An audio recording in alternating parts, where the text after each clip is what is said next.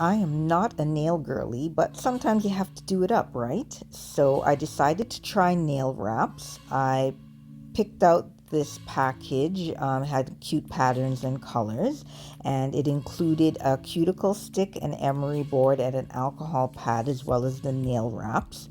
So you wipe down the nail with the alcohol pad to get rid of the excess oil on the nail, and then you gently peel off the nail wrap from the paper and adhere it to the nail, trying to avoid the skin. And once you've smoothed it out, make sure there's no bubbles. You cut off the excess and use the emery board to smooth out the edges. This is great because there wasn't really a long drying time. I mean, you still do have to go over it with a clear coat, but I'm going to use my fast dry clear coat just to get away from sitting there for what seems like hours for it to dry.